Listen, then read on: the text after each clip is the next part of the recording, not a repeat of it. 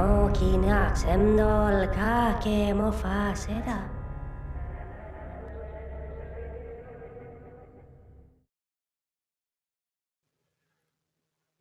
to Talking in Stations, a podcast about EVE Online.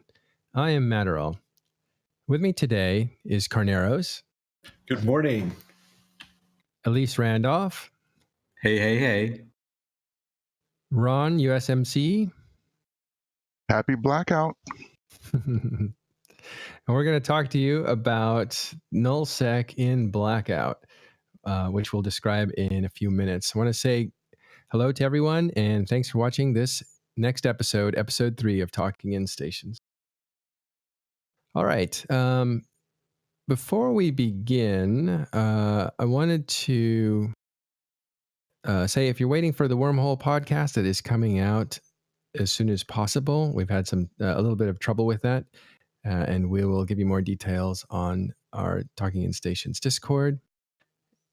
Also, want to say happy birthday to Hilmar. And you will see Hilmar here next week. He's going to be our guest on Talking in Stations next week. Okay, so let's get into this topic because what a seismic change it has been for EVE Online. I actually was interviewed by Polygon, so even they are interested in what's going on here inside of EVE Online. And the article was had a few errors and stuff that EVE players always pick up on, but generally speaking, this is a big, big change. What do you guys think? Feels like a big change. Yeah, it's absolutely massive in terms of, not only what it means to live in nullsec and stuff, but all the, I guess you could say the community feedback or the community iteration on the blackout. So like zKill's gone, Dotland's gone. So you kind of feel like you have no idea what's happening in the world. What have you guys been hearing about it in general out there? What's going on? So a lot of people, it depends on like the people you talk to, right? So a lot of like large alliance leaders and even big alliances, initially they were very like poo-poo on the idea. At least the ones I was speaking to, they were like, "Oh, this is the dumbest thing. I hate this idea. CCB should not mess with us. Blah blah blah blah blah." But then when you talk to like individuals that, especially small gang PvPers and people who used to play EVE 5-6 years ago, a lot of them, at least on my friends list, have started coming back and say, "Hey, this is probably the best change I've ever seen in EVE Online in my life. I love this. I hope it stays around forever. It's so much fun. Space feels risky again." So you have a lot of people that played a long time ago. They kind of have no idea what they're doing in terms of current EVE, but they're just like finding a gate camp, doing their thing, and having a good old time. Yeah, that was. That's been. Go ahead, Carneros. No, Ron, I want to hear what you're. I completely agree. I when Blackout was first announced and everyone was, roo roo rah rah, kind of. I thought that people were just putting on a brave face, but now. But remember that this is only the first few days, but everyone's been having fun. There's so many new people down in our space in Esoteria, kind of roaming around and doing things with like strange fits and strange comps, and there are bombers freaking everywhere. And there are cloaky Lokis everywhere. Dreads just like popping up. Gate camps are like a thing, like they were, like 6 years ago. And it's exciting because it's not that you have bad intel, you just have no intel. And there's a certain mystery and a certain excitement to being on a gate camp and not knowing 9 jumps out that they're coming, and now they're 8 jumps out, and now they're 7. Now it's, somebody's landing on the gate kind of thing. It's really been exciting. One of the things that I heard. Oh, sorry, Carneros, you go ahead. Yeah, I'll say that there's a wide spectrum of people that I talk to and their reactions to it. Some from the most negative. I've gone ahead and paused all my Omega subscriptions till I see how this works. To I think this will be great. I am excited about it. I have friends who want to play now and haven't wanted to play for a while, and then there's stuff in between. I noticed that it takes a little bit longer to do things, to move around and do some of the stuff that you normally did, because you stop and think now before each move. Is this the right moment? Check dscan, do this. Am I in the right ship? Is the stuff that I want really at the station I think I'm going to, or should I check it first to save a trip? And you're thinking about stuff more. Is this the best way to get here? Should I go a different way?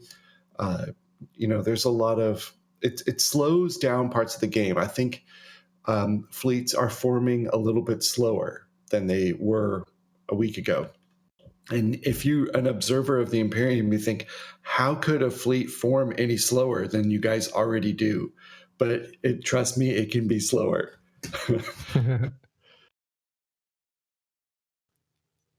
All right. So I also want to introduce Apollo from Bot, Apollo 428.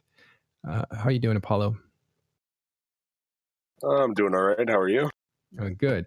We're just initially talking about our initial reactions and what we've been hearing about Null Sec Blackout. You're someone that is in charge of a bunch of people in Bot, which would be renters. So I'm interested to know what your reactions have been or what you've been hearing.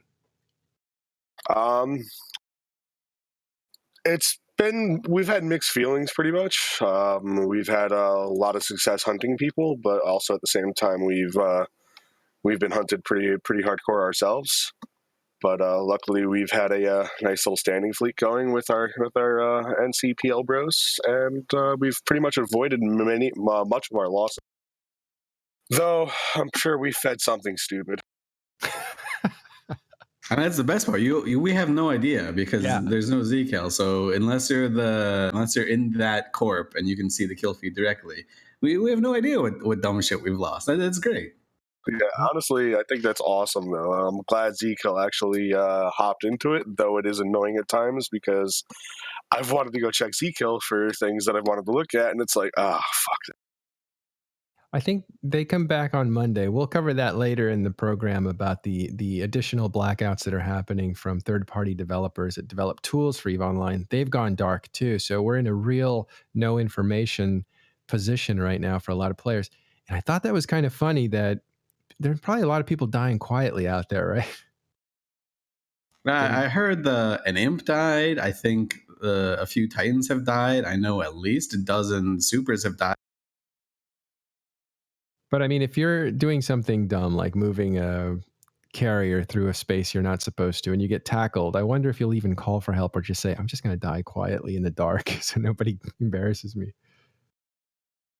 The embarrassment's still going to come. Yeah. As soon as zKill comes back up, that's right. So I also have been hearing a number of things. There's a lot of people who are initially thinking like, oh, this is more punitive stuff for nullsec and GRR CCP, who have later come around to saying like, hey, this is kind of fun. We've heard from people who are like, I'm resubbing because this is what I was waiting for, something like this. But we've also heard the opposite too, which is, and this comes from more or less the grazers out there, the renters that really are just kind of like pretending to empire build on their own, right? Because they don't have time to manage a bunch of people. So they've go into renter space where they're secure because they pay a certain amount of money to rent secure space. And then they build their structures and then they kind of like pal around and do their mining ops or whatever, let's just say that or ratting. And then they talk to each other as they play in local. They can see each other and talk and stuff. And that has kind of gone away. It feels very lonely right now for them. Like they're alone and isolated and they don't really know what's out there. Yeah, the Bastion has a rental empire, and we're trying to talk to our guys a little bit more because I feel like They need social interaction. So say things in Alliance chat and talk to them more on the Discord, and just, I don't know what to do so they feel lonely. I can't just put them in all our fleets. That's like not an answer. I've just been randomly talking to people in local. I just like randomly talk to myself, like 85% of the time. It's just me talking to myself. But every once in a while, someone talks back. I'm like, hey, look, I made a friend. And then I leave, and he has no idea that I'm gone. So who knows how long he's going to be talking. So he keeps talking to himself. Yeah. Yeah, there you go. But they're still talking, right? That totally reminds me of a time I was playing a different video game. I forget what it's called, but the game would match you up with like a party of 4 max. So anyway, so you'd grab 4 guys and you say, let's go do this mission together. And you do this mission. And what happens is, so that it's because it's kind of instanced. If one guy had to go and had to turn off his machine, the game would replace that living guy with an NPC character. So as I was going through this thing, we're talking, and by the time I get to the end, I was like, hey, that was pretty fun. Thanks, you guys. I realized that they've all left over time, one at a time, and I'm surrounded by a bunch of bots. I had no idea I was fighting with the NPC help, not actual people. And it was kind of embarrassing. Don't worry, the computer's not going to make fun of you. I like to bring out the old school, it never misses, but it's the funniest thing is just typing Marco in local, and you think you're alone, and then like 13 people say Polo. Like, oh God, I got to get out of here. Is that only an American thing, or do they do that in other countries? I think it's only an American thing, right? It's like the game, that you play in the swimming pool. Marco Polo. I don't know. My Euros do it.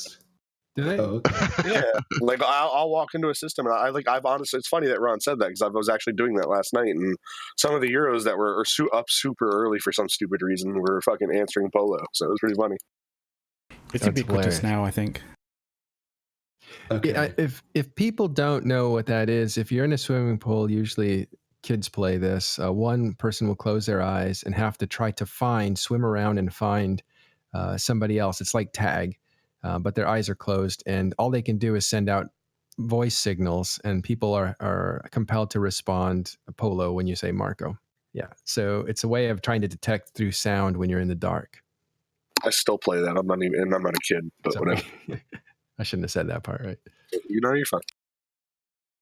All right, so the initial reactions have been kind of all over the board, but there seems to be a lot of excitement. Is that something we expect will increase, decrease, or stay the same over time?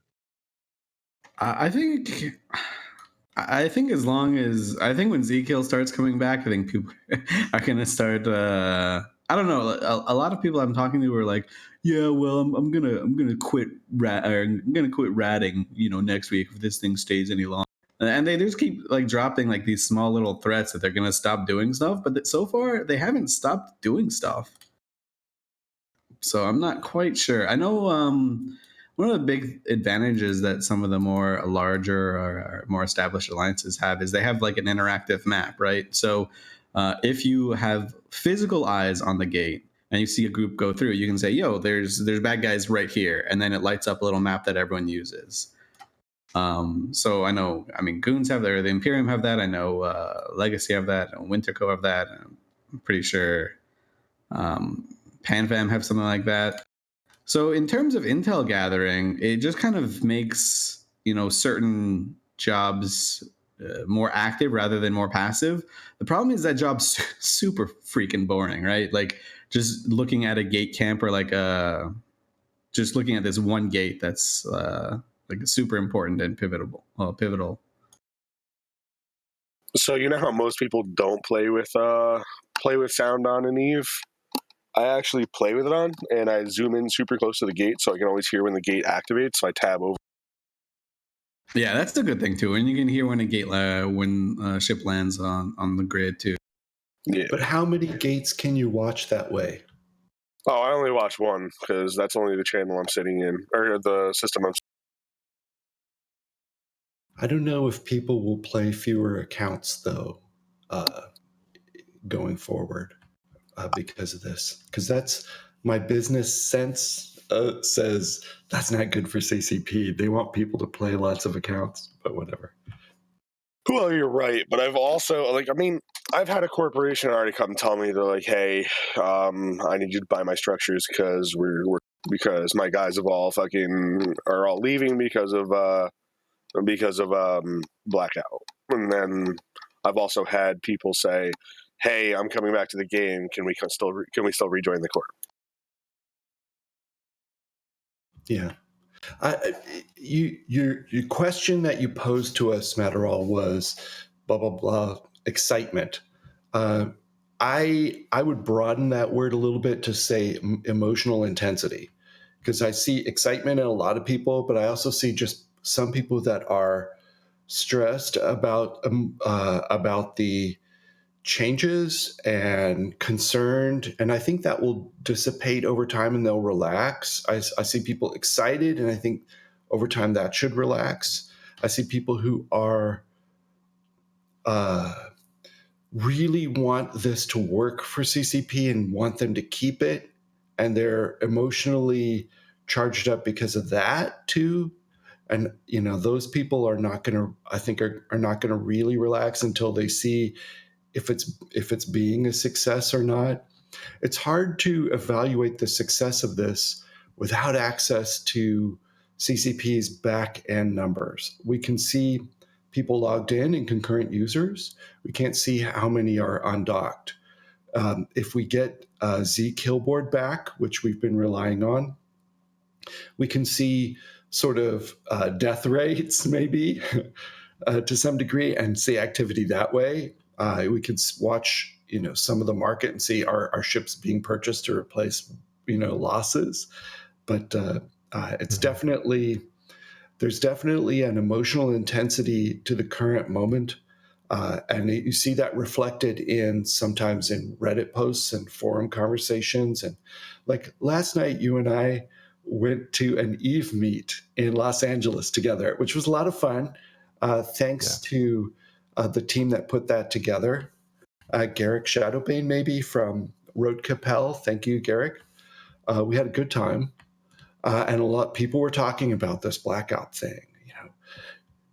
How's your group dealing with it? What do you guys think? That's on people's minds. It's the topic of conversation at the moment in EVE Online. Yeah, and it has been in TIS Public as well. It's a non-stop stream of people discussing a lot of this, the drifters first, but now this, and so it's like a river of information and how people are dealing with things. And like I said, right now, a lot of the statistics that we rely on to say, hey, here's where the game is at, that's missing, and not just from us, but from leaders all across EVE Online, so they can't even see how their team's doing. They have made some tools to kind of figure out where they're at, but the information, I think, is not nearly as complete as it usually is, which is funny because it'll point to, and again, we'll talk about this a little bit later, how important those third-party tools are to the way people play EVE Online, and is that a good thing or a bad thing? We'll have to evaluate that. But again, what I've been hearing, even from people in the Imperium, they completely disagree with each other. One person was saying, yeah, there's nothing much going on. This is, the game is just dead. There's nothing going on. Nobody's out there. And then there's another guy from the Imperium too, who's saying like, I haven't been this busy in ages. We've had so much to do. We've been going all over the place. And so I think it just depends on what you're doing. If you're sitting at a gate camp and waiting and nobody passes through, it could seem very boring. If you're roaming around and not running into anyone, it could seem very boring. On the other hand, the exact opposite is possible as well. There's a lot of groups out there roaming around. The hunted are being hunted. It's a very interesting thing. And again, the information as far as how many people are killed just isn't there for us to point to, so we can only tell you what we've been hearing. Yeah, I think the big thing is you mentioned, depending on who you talk to, is depending on how their react. For the longest time, there's like, if you want to think about in terms of like NPCing and hunting, or farming and hunting, the pendulum has kind of really solidly been in the favor of the people that are NPCing, right? Because if you're in a large enough group, under your super capital umbrella, A, you've got the intel when someone's coming in. And B, like if you do get dropped, you can just say, hey, there's bad guys here. This is exactly what they're in because we know what they're exactly in. You can come save me or just let me die. One of the two. And more often than not, it's just come save me. But now, instead of the pendulum just slightly or slowly kind of going in the other direction, the pendulum's literally just gone the entire way in one day. Like in one day, the entire pendulum just flopped to the other side and it's hanging there. So the people that have felt like, this game's a little bit too safe, NPCing's too easy, blah, blah, blah, now they're just having a field day. It's the most fun that they can imagine, right? Like, oh, I can go into the system. I won't get gate camped forever and ever and ever if I go raiding into someone's house. This is the best. But then on the other hand, you have the people that made these empires. They're like, hey, we built this under the guise of, this is our space. This is what we can do with it. This is the safety that we'll have. And now pretty much all that's been thrown in the trash. So I think Carneros said it the best, right? The people have very intense emotional reactions over it. But, yeah. I tend to talk to more PvPers. And so obviously they're super excited about the whole thing. And a lot of small guys, small, medium gang guys that have left over the years are coming back. I have no idea, like, obviously, like you said, we don't have the numbers, but I know at least probably 150 people that have come back. Wow. Maybe they're just coming back to check on how things are. Maybe they'll stay for a week and give up again. Who knows? But I have no idea how many people are leaving. Well, that's 150 people, and then you don't know how many accounts they have or will have if they decide to stick around. So that's good. That's a good amount. Yeah, and one of the things that I've been hearing is that how the bigger groups are handling it, and there seems to be a lot of Titans being used to blast intruders into their space with a boson, because it's hard to dodge that when you're first coming in. But I imagine that. Well, the Titans are happy for that because when we were fighting drifter fleets, they were only calling for super carriers and telling the Titans to stay back at the Keepstar, and they were bummed, And there'd always be like 4 Titans that would jump in anyway with the super carriers, and you're like face palm. Come on, people, get with the program. Yeah. But yeah, no, there's. Go ahead, Ron. Oh, no. Go ahead. I thought you were done. Well, go ahead. Let me interject this point, and then we can go to Ron. The other thing is that people can now make getaways, which was something that was interesting. So if you attack a certain area, they could track you on where you were going, and they could drop a super fleet or whatever, some fleet right in front of you on your way out and catch you and kill you. And that was one of the stronger points of these umbrellas, is if they didn't get you initially when you did the attack, they could figure out where you were going and get in front of you and then stop you when you got there. And that is a lot more difficult now if you pick the right spot that has multiple gates as exits. And especially when you put wormholes into the mix too, you can make an exit out of any system. It starts to become a little less defensible in an airtight way, which is interesting. Yesterday when we got the ping that Titans are tackled, I was thinking, I can't even remember the last time that a enemy Titan was tackled in our space. That just, a drive-by just doesn't happen. And it was in Brave space, and it was 2 fraternity Titans that just kind of came in and, killed the Rorqual. And right after they killed the Rorqual, they tackled him. One was able to escape, and then one died. But like, rock on, man. Like, you're just hot dropping Titans now. Like, you go, man. It was just so, it was very, I guess, kind of par for the course, right? For the weekend, like just random dreads and Titans and just this kind of crazy thing, But, the one thing that I think is interesting, and because it's only the first few days, but something that's kind of worth talking about is there's almost like a standard of living, I would say, for the normal player, and their ability to create ISK daily for X amount, and then that X amount is able to plex or whatever so many accounts. And I think that has dropped significantly, at least for this weekend. I know I haven't done any PvE things. I think if we were seeing a daily MER, it would just be a very steep cliff. So I don't know, moving forward if that's sustainable or how we're going to adjust to that. But it's not a lot of ISK flowing. Yeah, currently there are only a limited number of people, I think, that are doing mining and ratting right now in my group of people. Some of them have converted over to PvP at the moment. Some are just watching. Some of them are just talking. They're station spinning and chatting, so to speak. But that's a temporary condition, I think.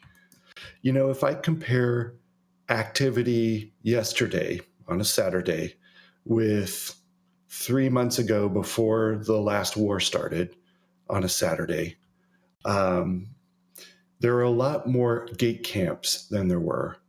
There are, and some of them are corporate gate camps. Some of them are just groups of buddies. Some of them are, and then there are more roams at the corporate level, smaller things going out and running around. There's still SIGs. If you're the guy you talked to who said nothing's going on, he's probably not a member of a SIG in the Imperium. The SIGs are doing stuff. There are the normal number of new FC taking out a cheap fleet of peacetime reimbursement, going through a wormhole somewhere and probably all dying. There's still those, which can be fun. You need to set your expectation low. You're not going to take your Marshall. You're not going to take anything ridiculous. And check your pod. Don't take even mid-grade slaves on to the other side of the galaxy and suicide. No, don't do that. I saw someone do that in Delve Space yesterday. He had like an Orthrus, not blingy fit, and I think it was mid-grade slaves. And I'm like, dude, your pod's worth 3 times your ship, which I never recommend for a new player. But yeah, no, there's stuff going on. We took out a little Bastion fleet last night and went to go gate camp somewhere. We had to go through a couple of extra places because the first couple places we wanted to gate camp were already taken by blue gate camps. I think we went through 5 gate camps on the way there and back to try to get to a spot. And then I'm noticing, a fair number of the traffic going through are nullified, rather strategic cruisers or interceptors. People aren't. Although I have seen a couple crazy people in other things. Yeah.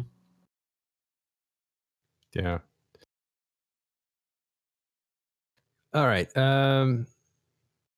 Shall we talk about how people should adjust and some of the tools they can use?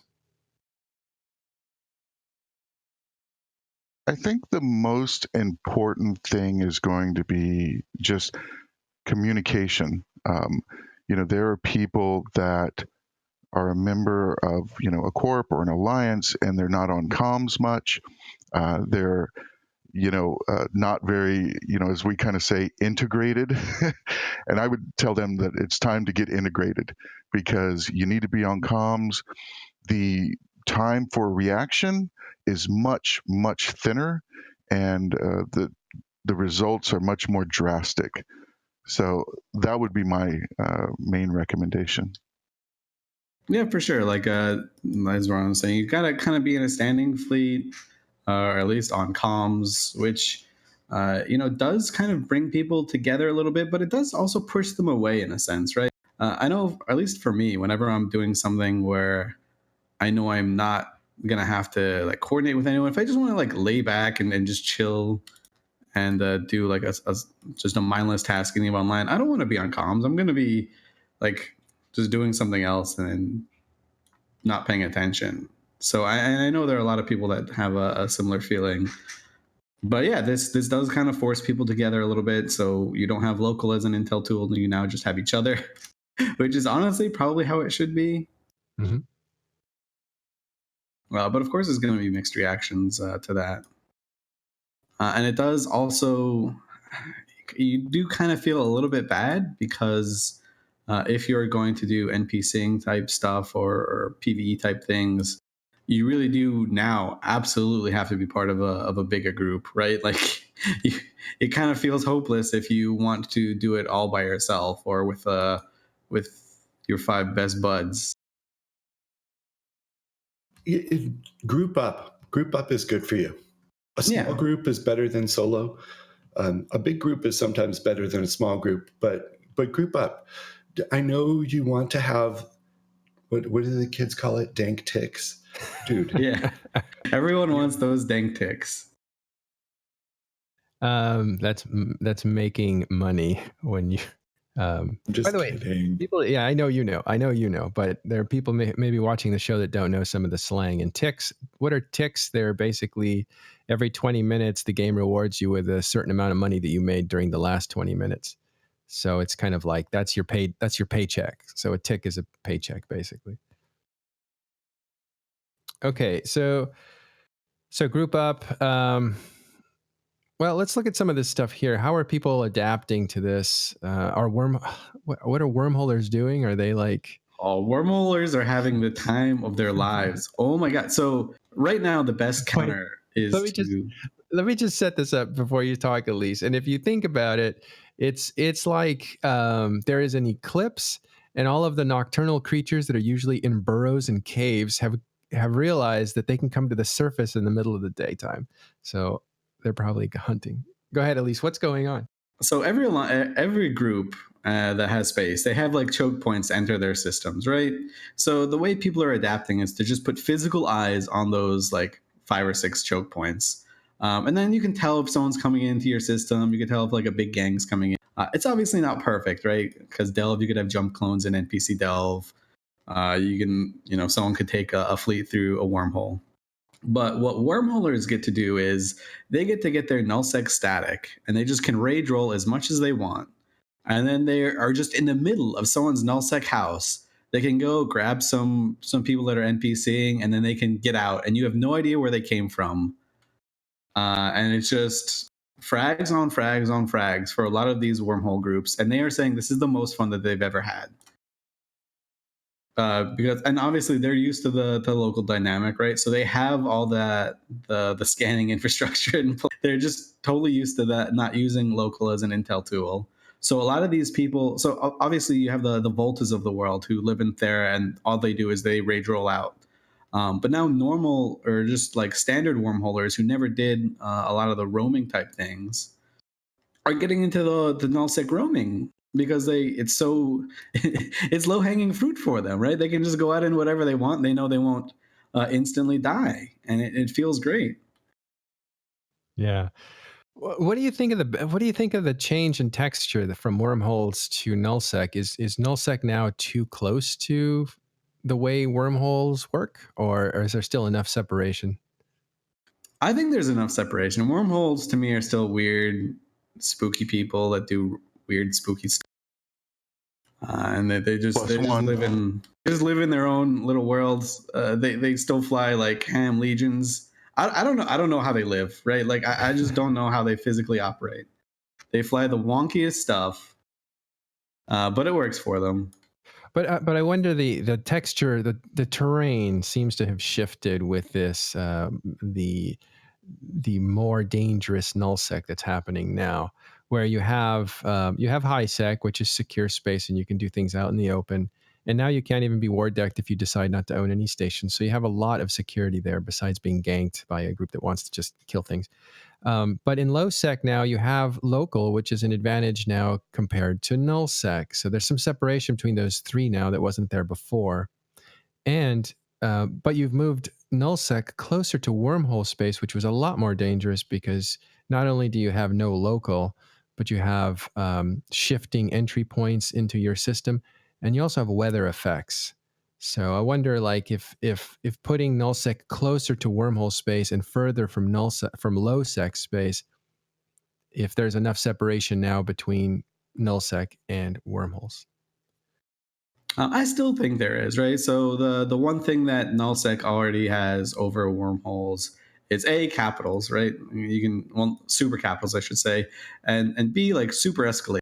And not, I don't mean escalation with just supers, but you can throw 2,000 people into a system pretty easily if you're in a giant coalition and it's like your CTA. If you want to do something similar in wormholes, A, you just can't, right? There's a limit to what you do. And B, like it would be like a Fort Knox type thing, right? Where you just have a year of preparation for it. Right. Not something you can just do. Also, I think you have multiple entry points that are static. You can sino in things if you don't have that system jammed. And if you do have it jammed, you can take out the jammer. It seems to me that there's still a lot of difference between proper wormhole and nullsec. Like, it's not the same thing. Yeah, I'd agree with that. I'd agree completely with that. It almost kind of, brings up, are wormholes safer than nullsec, right? If you had whatever amount of rorks and you could control your, entries and exits by rolling or just critting them if they're in high sec and just leaving them and just putting someone on the wormhole, it's kind of like a nice little secure bubble, right? To do some mining for whatever, 6-8 hours or 10 hours. Yeah, absolutely. Yeah. I think wormholes are the new delve havens, right? Like, it's super easy. You just have like one guy that knows what he's doing, kind of watching, making sure you're not getting invaded, and as long as you have an active enough group that can just like react to any, then you're good to go. Yeah, and I think that's a big deal, that there's still some variation between the different lifestyles and play styles and advantages. I don't think they're too blurred. In fact, I think this is kind of overdue, frankly, because for a long time, people have said nullsec, the way it's organized and the players have organized themselves, is much less dangerous than high sec. And it was just a way of making a point. I don't know if it's completely true. But a lot of people who were being then ushered in as novices to the game or newer players to the game, they could go from being a few weeks in to getting into one of these secure nullsec groups and being able to harvest and exploit space at a much faster rate than if they were to do it in high sec or somewhere else, without a lot of risk, because risk is being mitigated by an organized effort. It seems to me like that is now changed, where being in nullsec and having a lot of infrastructure requires a lot more manpower to maintain the same security they had before. So I think it was overdue. Something like this was overdue. I'm not sure I agree that there's enough separation between nullsec and wormholes yet. I'm reserving judgment till I see how this goes and how people react and how it gets tweaked. But I do really agree that it's an overdue change for a different reason. I feel like people have gotten so used to the status quo for so long that they've become rigid, and they need to be a little bit more malleable to change. I think it came as a bigger shock than it needed to, because it hadn't been tuned for a while. And I think it's healthy for people to endure a little change. I think it's good for you to have to learn a new way to move about in your space, and I think it's good. It's just shocking, and it's hard. And some people take change better than other people. What do you think, Apollo? I agree that I think there's a reasonable enough distance, because again, like you said, we can sino in. You can't sino in wormhole space. So like that alone gives us a lot of utility against fleets that are coming after us in Blackout. So that's always awesome. But also, you got to remember, not even just that. Like, the Citadel mechanics are a lot different. So, I mean, like, what do they have? Like 24 hours reinforcement cycles in Wormhole, or am I just fucking that up? No, I think they're shorter. They're definitely short. They only have, I believe, 2 timers. Wow. We'll get a wormholer and ask him. But yeah, I think their structures go down, and they also don't have asset safety at the moment, so their risk is everything drops. Yeah. Yeah, no asset safety is the big thing, right? Well, the reason we're looking forward or we're looking ahead is that the drifters came on strong to usher in this darkness, right? Or they came on strong as NPCs that were attacking a lot of structures and people in space really quickly.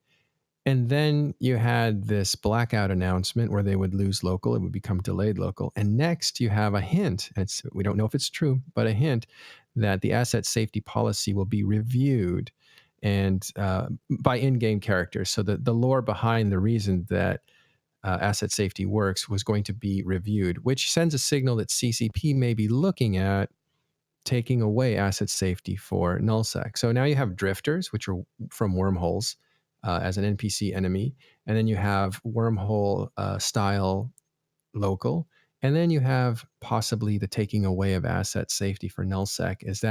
Would that end up going too far, I wonder?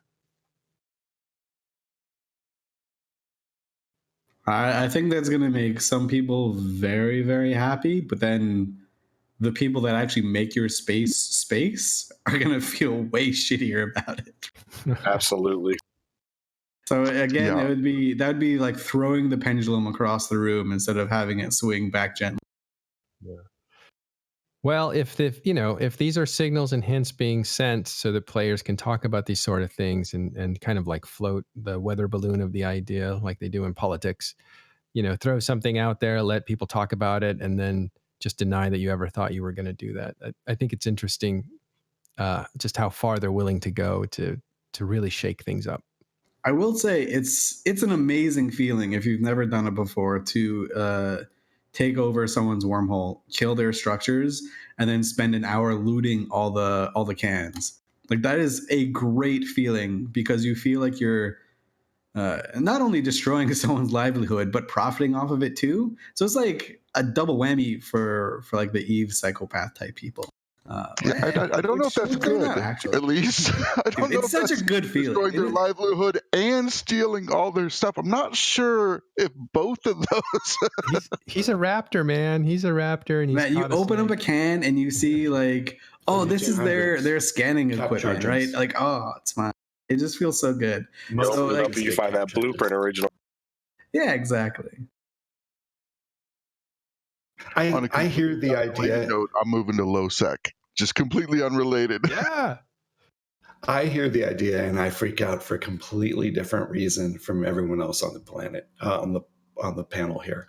And that is, I remember being the sales director at CCP and being responsible for the funnel of new players and returning players coming back to the game.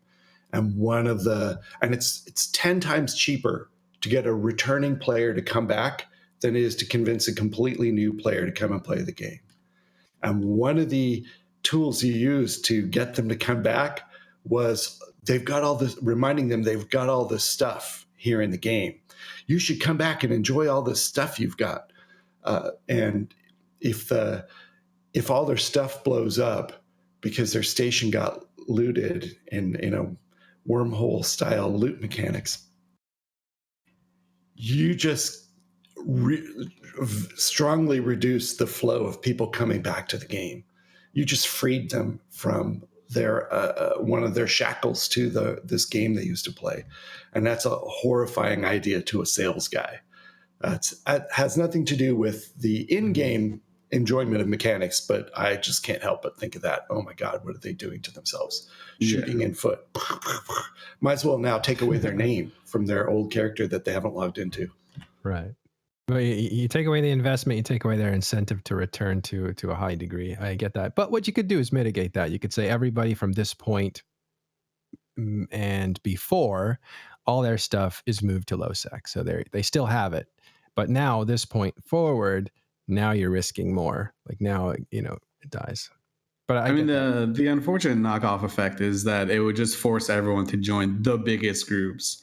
Like you would never want to join like a middling group that might be really good in someday, or like a group of friends that's only like 50 or 60 strong. You would always want to join the biggest group to ensure that your stuff is safe, which kind of sucks. So we got an answer from Damian Blackie. Citadel is destructible after 2 24-hour reinforcement cycles. In wormholes, your assets will not be safe. Your ships, goods, and other materials can be destroyed or looted. All right. Right. So in 0-0, you have that whole 7-day timers going. Well, the 2 reinforcements that like cross 7 days. So. Yeah, and I think let me push back on Elise here for a second. I think maybe it would attract people to the strongest groups to be a part of them so that your stuff doesn't get destroyed. But we've seen all the strongest groups get deposed at one point in the last 3 years, like all of them. And I don't think any group is necessarily safe, however safe they look. What it might do is make people cautious about how much they put into a risky situation. So you might have all your real important assets in low sec and then deploy into null sec and have only the stuff that you need there. And that would be an interesting pressure that might make a different landscape than what we have today, where you're building infrastructure and an empire inside of null sec with its own marketplace and stuff like that. You might see a resistance to that kind of pressure. Yeah, that's true. And I think you'd also see a lot of groups that live in areas next to NPC stations suddenly really like that change because they could just shove all their stuff in an NPC station, which will never ever go away. So venal, delve, pureblind. That's a great point. And if that were to happen, that really makes the real estate and drone regions really that much better, right? Because it doesn't have NPC space. Or I guess not that much better, but I guess it cuts both ways, right? Like you have less security because you're stuck out there on that island that only player-made stations exist. So you have less of a fallback. But people can't invade you or menace you as much. I think the next big change that's going to happen in null sec, and this is just me putting on a speculation cap, it's just getting rid of the NPC stations. I think that's the direction. Like I just feel that in my bones. I don't think that's a good change. I think there should be more NPC stations, but I feel like the next big change that they're going to do is maybe limit access to some of those NPC stations, or just get rid of them entirely, or make them killable. Yeah. Like if this were a flowing river that was dangerous, the NPC stations represent stones that you could stand on or grab if you're getting swept up. So yeah, to remove those makes that river a lot more dangerous. Yeah, I mean, literally the only reason that Pandemic Legion is alive through the history of Eve is because we've had NPC stations to stage out of and harass people out of, right? I think it's a fantastic mechanic, but I'm just going with my gut. I think that's the next thing that they kind of want to turn their eyes toward. All right. So, okay. So we're going to move on. We're going to hit a couple more things here. One is I want to talk about the numbers, what they represent as far as PCU, people logging in, basically. And the second thing, after that, we'll talk about directional scanning and that kind of stuff and some of the effects that have happened. So first of all, the numbers of players that have actually logged in the last 2 days. It's way too early for this kind of information, but if we look at just 2 days worth, are we seeing a drop or an increase in numbers of players logged in at the same time? Sorry, numbers of accounts that are logged in at the same time.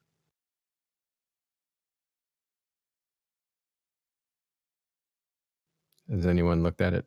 I have not. Yeah, I think it's 27K. Let's look it up right now. Oh, actually, McLeod would have to be the one bringing it up. But if you look at Eve Offline, that's a website, you can see what the PCU count is.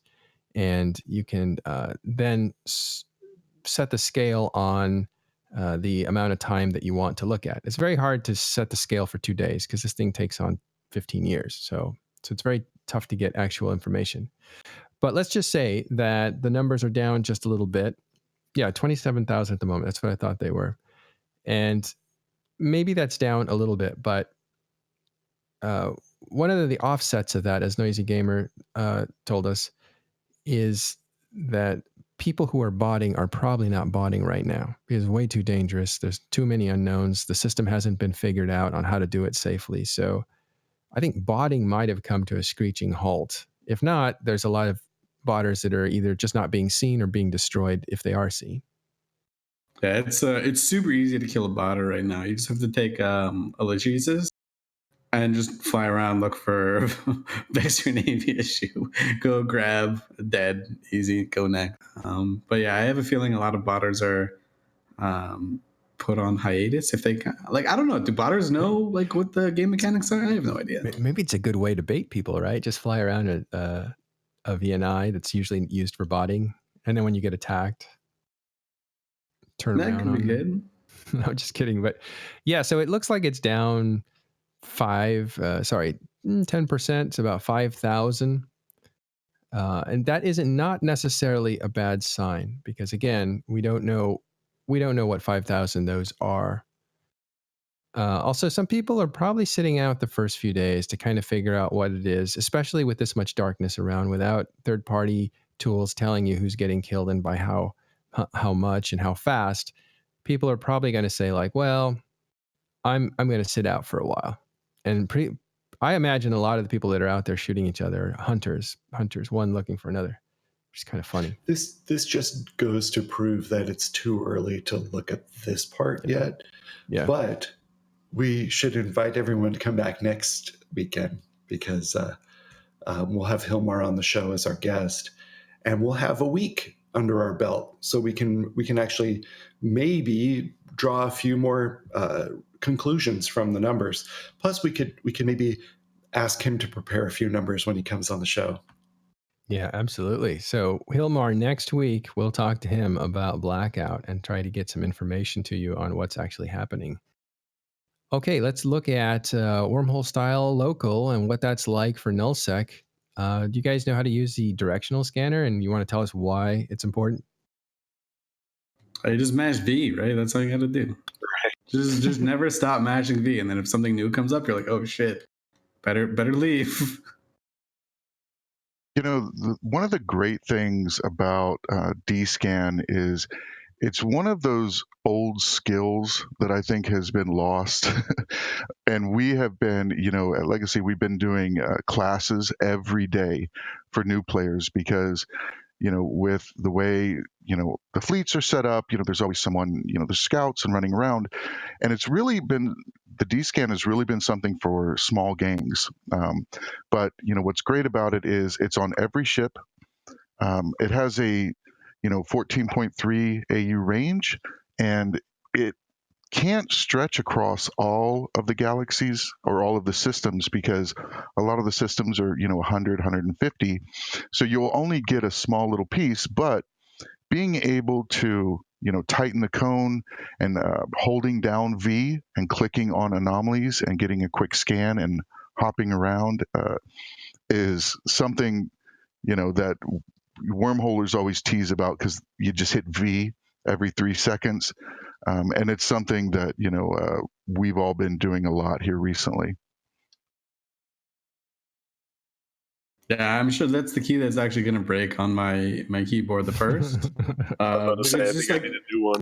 whenever I'm playing EVE Online, that's always been like something that I've been cognizant about, right? Is who's coming next to me. A lot of like, even when I'm goofing around in low sec, that's like the most important tool you have is like, hey, is this guy coming toward me? Should I go towards this guy? Is this guy in this complex? Like what's going on? It's completely weird to me that people don't use it.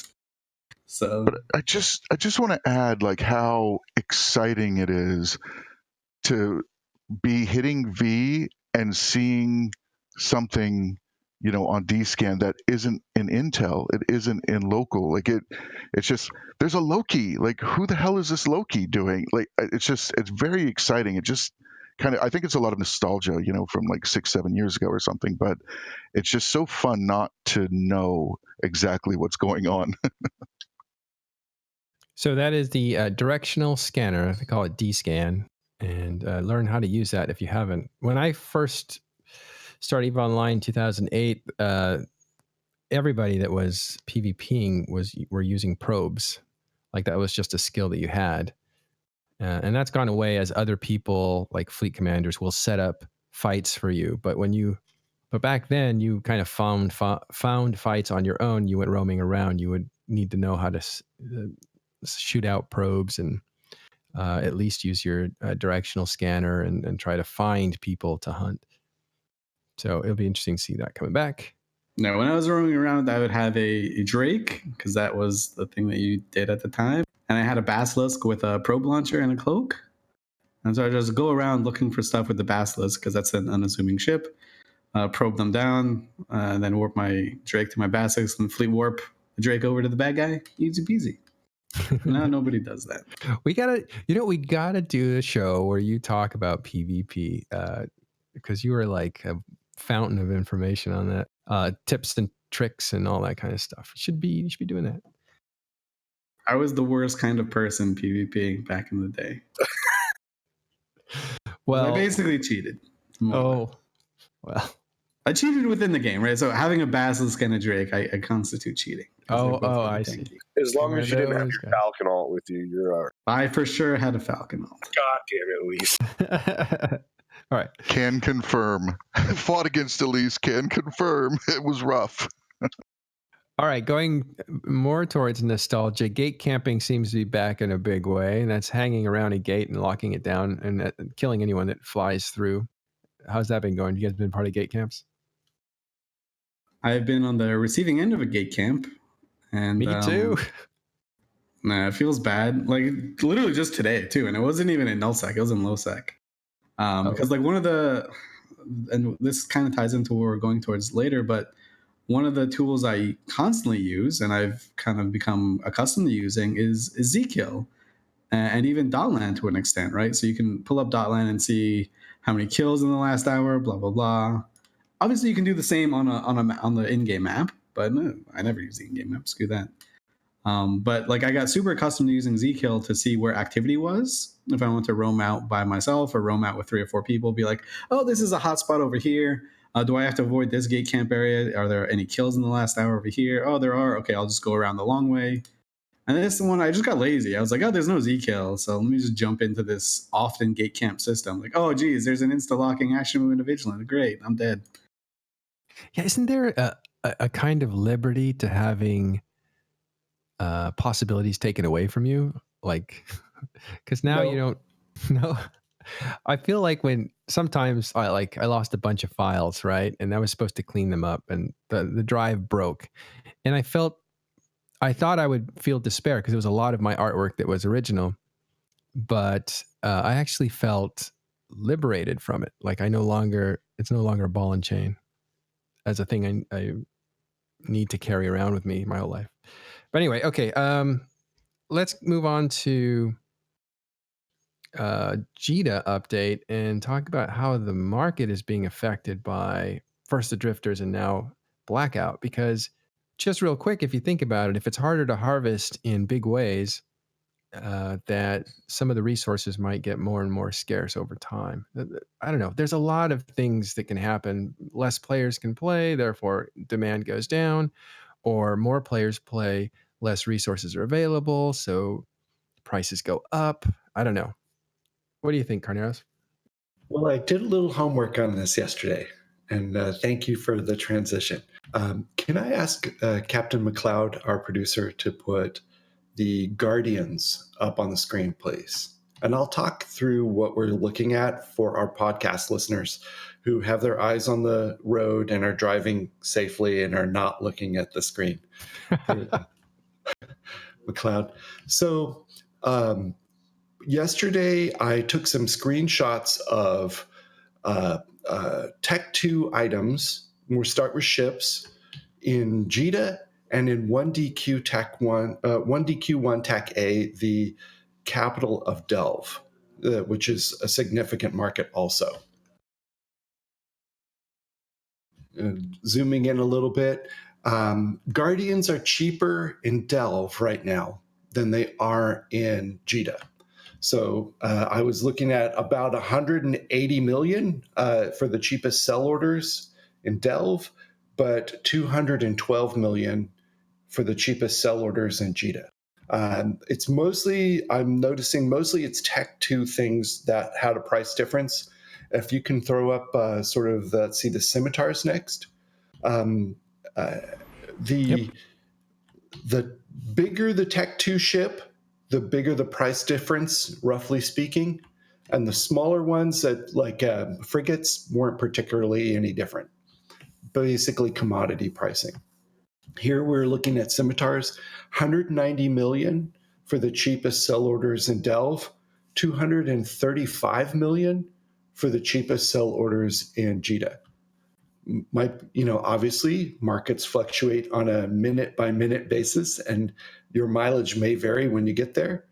But right now, Tech 2 ships are cheaper in a lot of places. Can we see basilisks? Do we have basilisks? Oh, yeah. There you go. One moment. I'm looking at the live stream and not the back end stream, so I'm a little delayed. Cheapest sell orders, 214 million in Jita. I'm sorry, in Delve, but 222 million in Jita, so a little bit cheaper.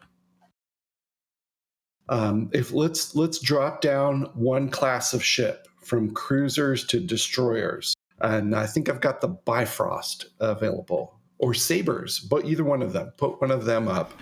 Okay, Sabres are, Bifrost is up. Okay, yes, Sabres are like a staple of Eve life. You buy them by the multi-pack practically, but Bifrost here, 69 million in Delve.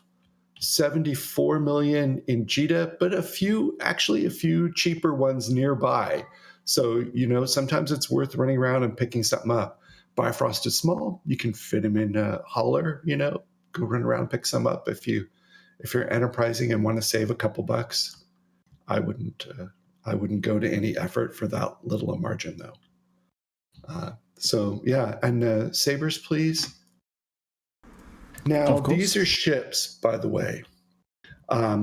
After this, we'll look at a couple modules. We'll look at the large shield extender 2 after this. Sabres, 55 million in Delve, 66 million in Jita. So that's that's noticeable. Sabres are like, they're like chocolate chip cookies. You go through them. But there are exceptions to this too. Let's look for a second at the large shield extender 2s. So again, we're ignoring the Tech 1 modules. We're just looking at Tech 2 for the moment. The really cheap modules, there's no difference between them. They're just commoditized. But here, this is 1.1 million for a large shield extender in Delve. 1.2 million in Jita. Not a lot of difference, but some difference. And then if you look at the 1600 millimeter armor plates 2, so Tech 2 version of the equivalent for armor tanking, you'll see that it's an exception to the rule. It was actually 2.9 million in Delve and 2.6 million in Jita. Don't know why. Might have to do with salvage or something. You could tell how much I build this stuff. Is anyone in here knows more than I do? Nope. I know as much about industry as I know about wormhole space. I drive for a lot of modules, when it comes to seeding a market, modules have a really low markup, as you guys mentioned. So what a lot of people do is they just go to Jita, buy some stuff, move it over to and put a small markup to put like a fuel compensation for. So a lot of people don't do the building of the modules, at least the people that I know. Maybe the Imperium, they have people that build modules. I don't know. But a lot of people that just, for other people, they just go and buy in Jita for modules, relist in the local market. Yeah, I didn't take screenshots of the price history. My apologies. I didn't do that. I should have done. But yeah, I don't know why these are. I'm not presenting any kind of a theory. I'm not saying this is because the Null Sec folks are holding back raw inputs, or because the market is responding to the fact that there are fewer people farming raw materials right now. I have no theory. I'm not giving you any theories. My favorite is if you look at the in Jita, and I don't know if because we didn't really plan for this, but if you look in Jita right now for the price history of a Lachesis, it's gone up from I think it was like sub 200 mil before, and now it's at like 250. A ship that was kind of mostly useless, the Lachesis, now has like tremendous value, and everyone is kind of trying to when it comes to invention, it kind of lags behind by 2 or 3 days. So yeah, the Lachesis is definitely coming up as one of the bigger ships that people want to have access to in a local blackout meta, at least. One thing I looked at, and again, I didn't prepare for this either, but just off the cuff. One thing I looked at yesterday was, I think, cadmium. So I was curious about moon goos and what would the price be like on that. And I saw a really intense spike on cadmium yesterday, and it was the biggest spike that it's been in the past couple of years. I don't know if that'll continue or if that's a result of something, but maybe some of the more exotic resources are spiking, or speculation, or whatever. Yeah. Real quick, my mistake. It's Hilmar will not be here next week. It's the week after that. He'll be here on the 28th. So July 28th, Hilmar on Talking in Stations. Let's make that clear. My mistake. Okay, back to markets. Cadmium. I think there's a lot of things going on here. We have the blackout that's happening, but we also have the embargo on high sec and a lot of the fear that goes into whether that's going to happen or not. So people are speculating like crazy, preparing for the cold winter if all high-end moon minerals are not shipped to high sec. Anyway, Carneros, did I interrupt you? I apologize. No, Go ahead. Never underestimate speculation in the Eve marketplace. Never underestimate it. It could be purely what it is. But no, I don't. That's all I got. So stuff is happening. Stuff is happening. Yeah. And we'll continue. I think the long-term trends that are going to be interesting to watch probably haven't appeared yet. There's just too many different things too many variables for unknown change. Like if they say we're going to nerf so-and-so ship, you can see that price immediately drop. Or if they're going to buff it, you can see it immediately rise. But in a situation like this, where we're talking about a change that can go many different directions, you don't see a specific change right away. I think you see a slow growth towards, over time, in weeks and months, we'll be able to know more. But I think if you're speculating, there's something to be said about additional scarcity, since now it's harder to harvest. It's less secure to harvest. You also have to take into account demand. Are there more players or less players? What are those players going to be wanting if they're here? That kind of stuff. All right. Thanks, Carneros, for doing that. Let's go to what amounts to our last topic today, and that is the additional blackout of third-party developers, including Dotlan, which is a mapping tool that usually has data available to players. It's more or less real-time. And zKillboard, of course. What do you guys think of that? I think that's bigger news. I think zKill being gone is bigger news than local being gone, honestly. Agreed. Massive. And it just goes to show how reliant we've become on this one Killboard. If you go back, like way back in the day, literally every corp had their own Killboard. There was a central one called Evewho, but everyone kind of used their own, and Killboards were this huge thing. And if Eatkill was down, there was Battle Clinic and blah, blah, blah. And then eventually people were just like, well, there's this one. Why are we bothering like with the effort to have our own? We'll just use, this old zKill thing. And so all the other ones kind of fell by the wayside, and now we have just this one zKill. And when it's gone, people start like freaking out. Like people use zKill as an intel tool to see where bad guys are, to see which regions are hotspots. We have no idea how much people have lost because it's all like word of mouth, or if you're like a director and you can see the kill feed for your alliance, or for your corp rather. But yeah, it's completely nutty, and it kind of makes you think like, should this information like what happens if CCP just deletes these endpoints or delays them by a day or 2 days or 3 days or something like that? Like, is that something that they should be considering too to go along with this blackout?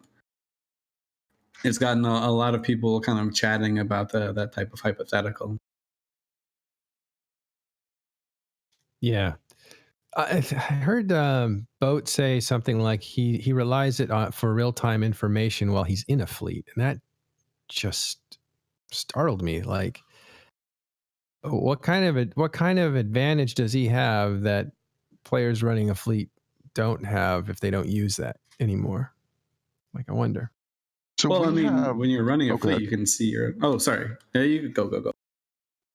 So we have, a third-party application that, produces a map, and it's just like a .land map or something that receives the zKill API.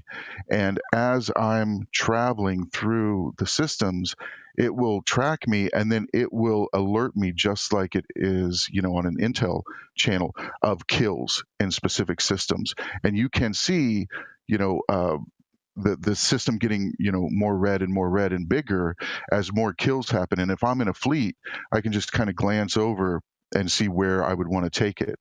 But I think it really kind of speaks to how good Squizz is, right? Because he has really taken zKill to the next level. You can have zKill open and you can watch a map. You can have the notifications on, and anytime a super dies, you'll get a little sound. It's just a fantastic website that he's got with the API and all of that kind of stuff. But and I think, and Carneros, I think you guys have a third party app that feeds zKill as well. I don't know anything about that. Okay, just checking. Maybe, but I don't know anything about that, honestly. This brings, to me, it just screams that the amount of advantage from third-party developers to get information, which is what you need to be effective in the game when everything counts, when you have even odds and everything else, that information is critical to knowing whether you're going to take the fight or not take the fight. And I wonder if it hasn't helped paralyze a lot of action that would happen because of ignorance. And if so, is that really in CCP's interest to create such perfect information to make decisions on that no accidents happen and people stay home or they fight and win? Like, isn't it working against itself? Well, I mean, you do make a good point. Literally, if you look at all of the biggest fights in EVE Online, bar one, MTACO, but all the other massive big fights, they all happen because someone forgot to push, or someone pushed the wrong button.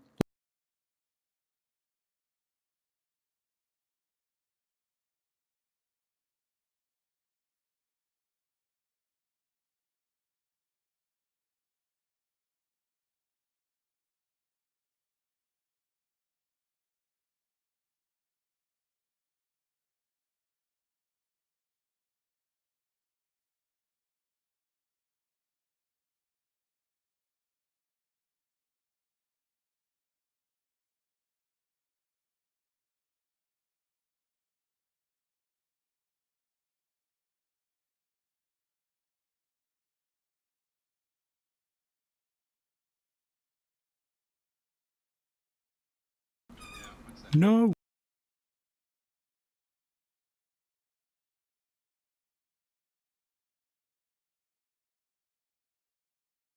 We got a bunch of subscriptions. I am so sorry about that. All right.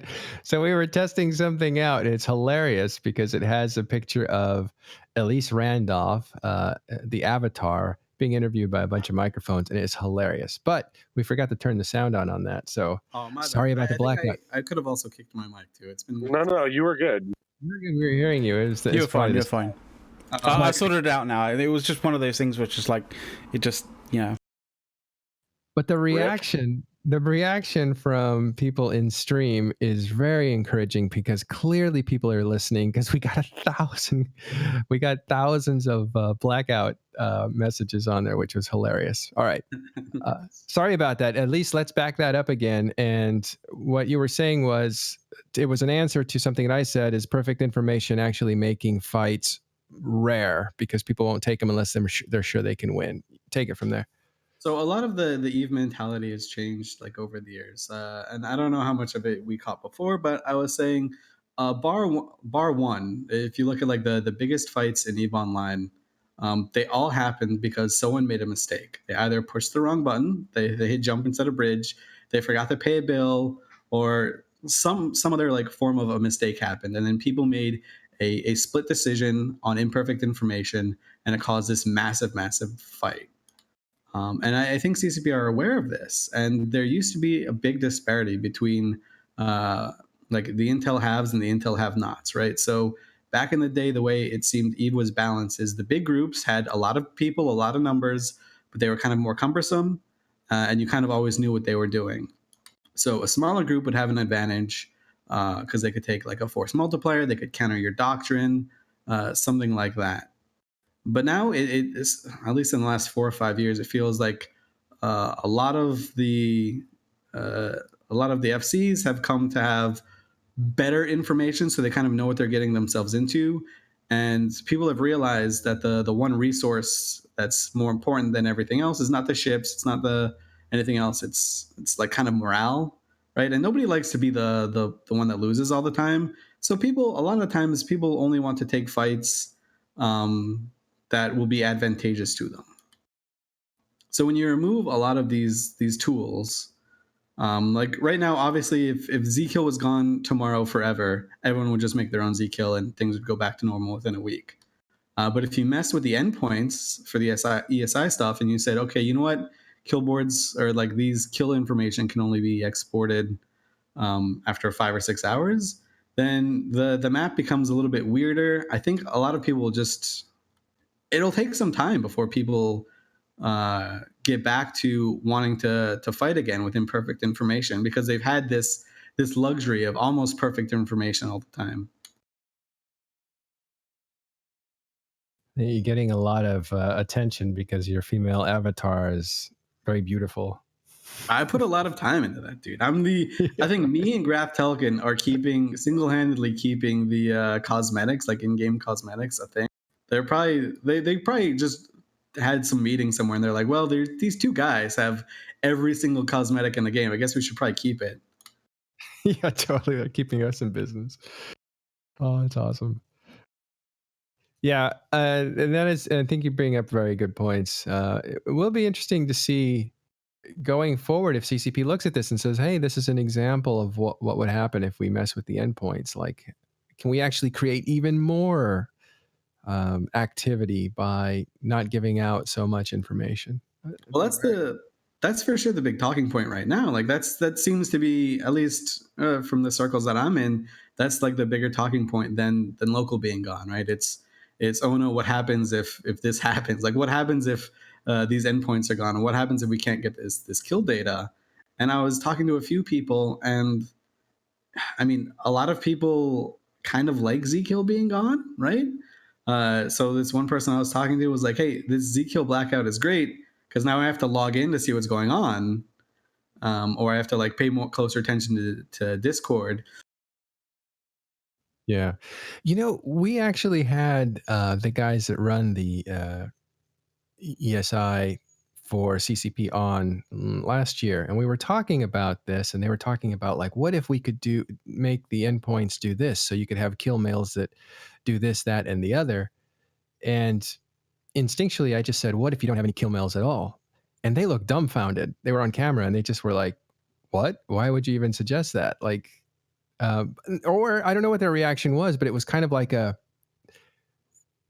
either it had never occurred to them, which I doubt, or it was like, wow, this is actually something that you guys would consider. I don't know what the reaction meant, but it was really stark in that it went from a conversation about all the cool things that ESI could do to, what, you don't want Killmails? That's an interesting thing.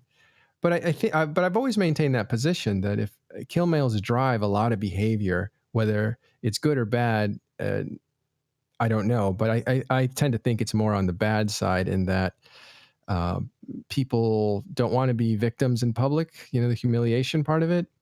And, people do humiliate you. If they find out that you got killed in a dumb way, they'll just totally highlight that, and it's part of the fun. And a caveat to that is that on INN, whenever we published LODs or a link of the day, those were actually incredibly well-viewed articles. They're tiny little articles with just a thumbnail of the person's loss, and they got so much attention, way outsizing the amount of effort that it took to do those. So yeah, people like looking at people goof up in public, and it's part of the, I don't know, humiliation or whatever. But if people don't want that, does that make them shyer to go out and get killed? Is that another mental hurdle to get over before you engage in combat? Your permanent record gets scarred up by your kills.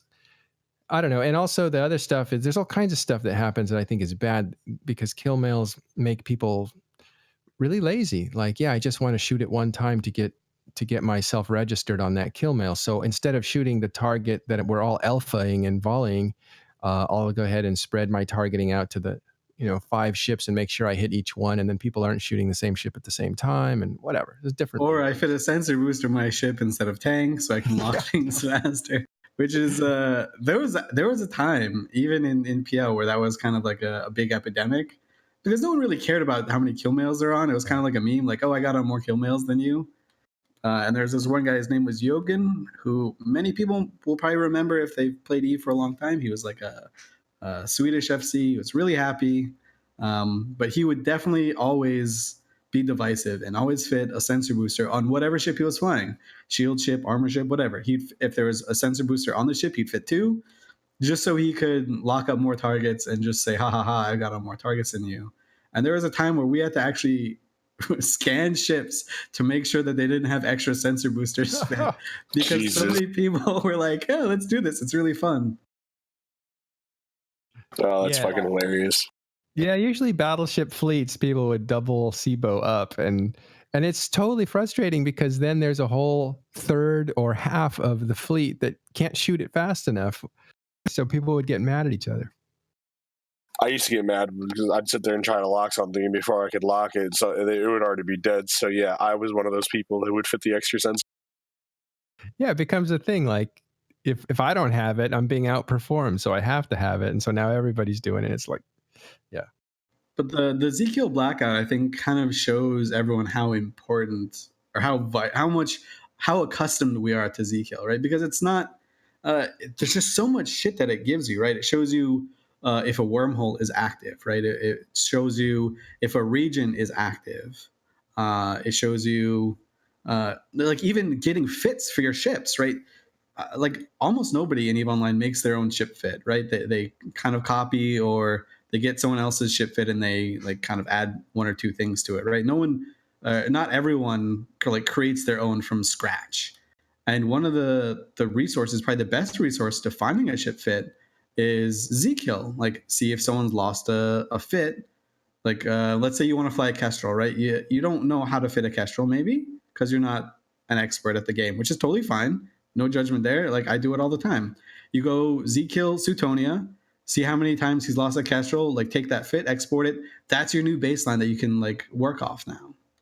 And now with that gone, a lot of people just don't have that type of thing. And then I've heard a lot of people saying, hey, maybe it's time that we should have a public fitting tool type thing where people could like upvote or downvote community submitted kills. Am I the only one who keeps forgetting zKill's not running this weekend and going back to look something up anyway? Yeah, I do that all the time. I literally have a zkill tab open almost all the time, and it's blank. And I'm like, oh shit, blank. So I close it, and I'm like, hey, where's my zkill? So I open it again, and it's there blank again. I'm like, oh shit, I feel really old. Yeah, little tip at the top left corner. There's a message, a secret message on zKillboard. Yeah, it's in black text, so you can find it. Yeah, we'll just say it since people are listening to this on the radio. What's it say? It says, "Hello, darkness, my old friend." Hello, darkness, my old friend. What is that? What song is that? Bridge Over Troubled Water or something? No. Whoa. Simon and Garfunkel. Simon and Garfunkel, but what's the song? Or is that the title of the song? I think that's the title. Awkward pause as we wait for chat to look it up. Everybody's looking it up. Who's going to reveal themselves? Oh, it's a Sound of Silence. Sound of Silence. Yeah, of course. Yeah, obviously it's Sound of Silence. Of course. Okay. But, talking about Killmails, I think that Killmails are really the big reward you get after spending all this time and effort, because sometimes you get loot, most of the time you don't, but you'll destroy something of theirs, but when you come back, you still have the same ship. You might have to get more ammo, but you'll have a Killmail. You'll have this sort of record of your achievement. I really like, I know Squizz was talking about how he tried to delay Killmails, last year, a couple of years ago, and he got publicly flogged for it. But he's talking about it again, and I don't think that would be a bad thing. Of just waiting a little bit, just to prevent that instant intel, because I think as a whole, I think we do definitely need more that fog of war, right? That we get so much detail and on every system on the entire map. The number of NPCs killed in the past hour, the delta between the hour before. You can tell time zones, and it's just too much without any activity from my end or activity from their end, right? You could maybe give benefits if people wanted to report that info, and give me some sort of reason to put the observatory arrays or whatever, or send probes out or have a ship go through there or something. So yeah, I'm definitely for less intel for sure. So that's I'm coming back to this because it's just sinking in now, Elise, that the biggest change is that zKillboard is gone rather than the blackout. That's very interesting. It kind of explains the I don't know, the doubling of effect on people, because I've seen people scrambling about trying to get information and stuff, and I didn't think about the second part of that, which is the third party stuff, how important it is, and I didn't know how important it was to fleet commanders. And another thing is, like we were talking about zKill, but .NET also has scrubbed a lot of information for Null Sec at least, and that's always been really helpful. Like if you look at the number of so on like Chrome, it'll show you the most recently viewed pages you have, and for me, it's .lan, zKill, and then my my fantasy football page, which whatever, you can judge me however you want on that one. But .lan is a tool that I pretty much always use whenever I'm playing EVE Online, right? And it's crazy to look up there and not have to see the NPC kill delta, to see like kills in the last hour, people like who's owning Sov and stuff like that. Obviously, you can go on in your own browser or in game, and you can go to F10 and find a lot of that information. But it's kind of the way it's laid out kind of sucks. I don't know. I don't want to poo-poo on the in-game map too much, but just the .lan map seems so much superior in every regard in terms of readability, information that it has, and that's a great resource to have as well. I know from an ex-employee that even the CCP guys use .lan. Like it's not just us, it's them too. To find out stuff really quickly, I think they probably use .lan or to make sense of something or something like that. But it's interesting that a third-party developer came up with something that was so useful. Not as pretty, definitely not in the same style as EVE Online, but it was but it's useful. I mean, I know, like if you go back in time to every FC that I've ever known, like every single one of them used .lan, and many of them even printed out .lan things. Like I know Mr. V was like kind of old, like low tech when it came to thing. He'd have whenever he changed doctrines.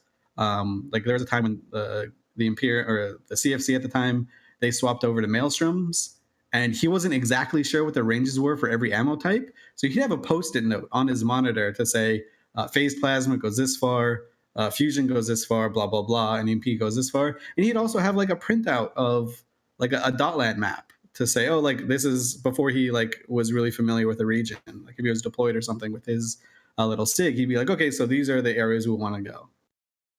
And a lot of people had like as nerdy as it sounds, a lot of people had like .lan printouts or even just had .lan on another monitor.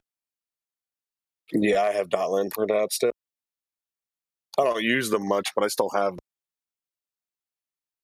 them.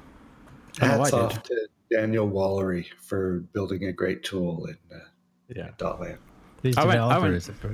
I went further in actual fact. Like, I actually printed them out and laminated them so I could actually draw on them and then wipe them off. Wow. I did that, but I did it with Ombi, the 2D maps. And when I was setting up my industrial empire, I was trying to triangulate where the best locations would be to be industrial but have access to all. And anyway, when you make plans, it's great fun to look at maps and figure out where your headquarters is going to be and stuff like that. Okay, so well, it can't be understated that the third-party tools are really valuable to EVE players. But it's also very interesting to see what players do and react and what happens in the game if those tools aren't available. So I think we're in a really experimental few weeks for EVE Online. And here's the last question. Do we think it's temporary, this situation? I mean, they made it really clear. And this, I think, is where they seem to be screwed up a little bit. They made it abundantly clear that it was going to be temporary, right? Like they said, they kind of like went halfway on the no local thing, at least in my regard, in what I've viewed, or at least how I interpreted their statements. So like, hey, it's gone. Maybe it's probably for a month. Who knows? I was talking to someone. Actually, I was reading on Reddit, and there was someone that was like, "Man, I can't wait for this weekend to be over so local comes back." And people were like, "What?" And the guy was like, "Yeah, well, the way I read it, it was just a weekend event, right? Like that's all it's going to be." And I'm sure this guy's heart is probably melting right now because it's definitely not going to be gone on Monday. But it does definitely feel like it's going to be a temporary thing. Anyone else? Or at least they've opened the door to it being a temporary thing. They certainly have left that door open for them to go back into the room and shut the door behind them again. In other words, they can reverse themselves because initially when they put this out, they said essentially for the month of July, there will be a blackout or something. They said something very similar to that. And so the idea that they even put a temporal statement into it kind of said, okay, so this is going to be an event, whether it's a weekend or a whole month, we don't know. And then they actually came out though and said, for the unforeseeable future, Null Sec will remain in blackout. And again, that's not saying no, it's permanent, which would be a different statement. They've said for the foreseeable future or whatever. So they've left themselves room to either keep it on or make it come back or make it go back to the way it was. I think they said it that way because I think they're going to be introducing some new structures.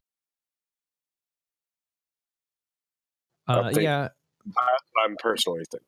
Right, but there's been no signs of those structures in a while, and we did see some stuff on CC, but that was from 2017.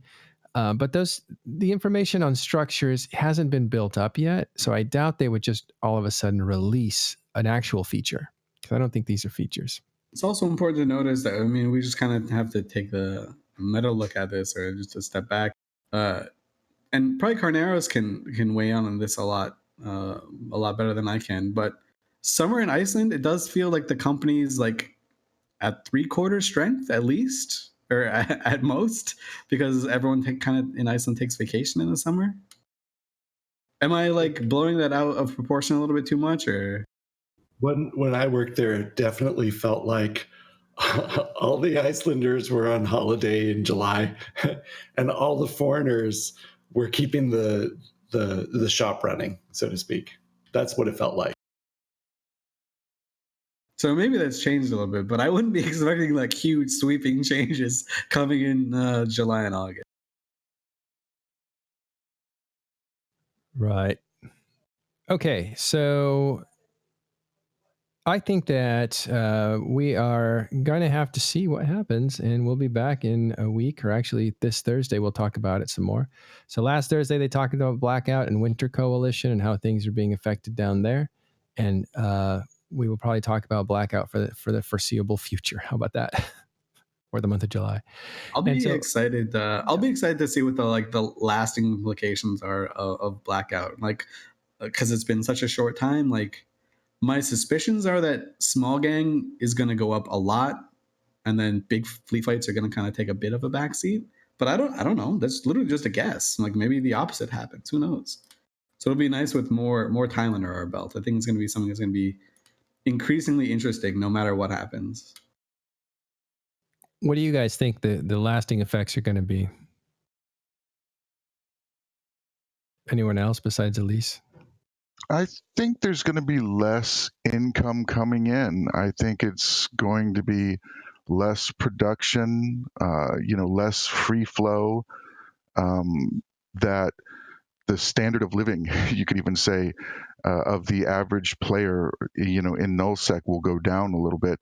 That's not a bad thing, but I think it's going to be a stark realization from the amount of dank ticks, as the kids call them nowadays, that they are used to getting, per day or amount per week, and that just being cut in half or 3/4 or something, or even if the defense fleets and everything's and all those kind of machinations are working as intended, still that trepid, right? Like, people are a little nervous of being out if they just saw Dreadnought next door. So I think it's just going to be just less ISK coming into the game. But Carneros, do you think the Delve sort of productivity is going to stay the same, low, higher? I don't really know about that. I will say that it feels like one of the changes that this is doing is it's making people need to focus more on everything they're doing. So it's narrowing down the range of activity you can do inside this game. One of the things that's always been really interesting about Eve is you could play it highly focused, or you could play it in the background and playing another game or watching Netflix or something like that at the same time. You could there were varying phases of gameplay and how much you're focused in on what you're doing, which also had the side effect of you could play more accounts at the same time, depending on what you're doing. If you have enough screens, you can play a lot of them. I think we're going to see that people on average are logged in on fewer Omega accounts at the same time if they have to pay so much attention to each of them.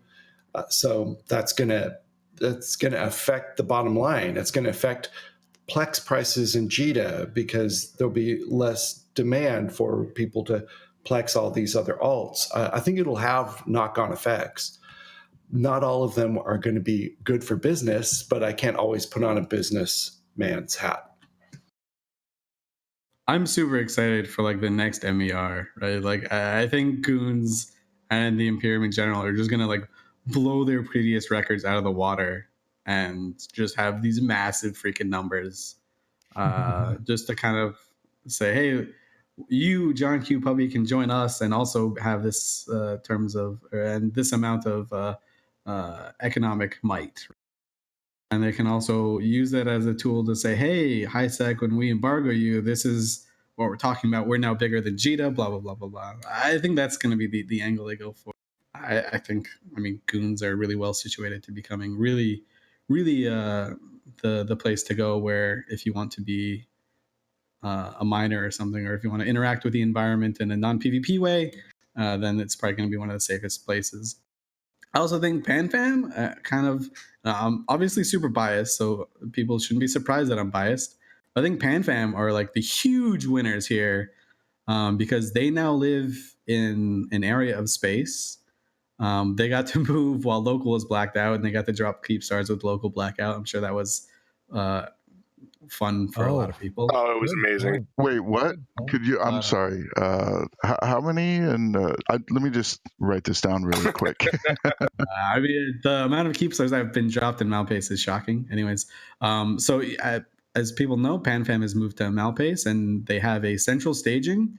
It's very similar to Delve, where from 1DQ you can patrol a lot of systems, but dial it up to 11. You can within like a minute you can drop on something like 200 of the best systems in Eve. It's 234. There you go, 234 of the best TrueSec systems in Eve. And this isn't a marketing campaign or anything like that. I'm just saying, like, they're going to be really happy about this because coming from where they were in Tribute and that area, and Venal and Tenal, talking about like 60 or 70 systems now, 230 we can drop on with one umbrella. So I think PanFam are really happy that they made the move that they're making right now. And without NPC stations in the area. Go ahead, Paula.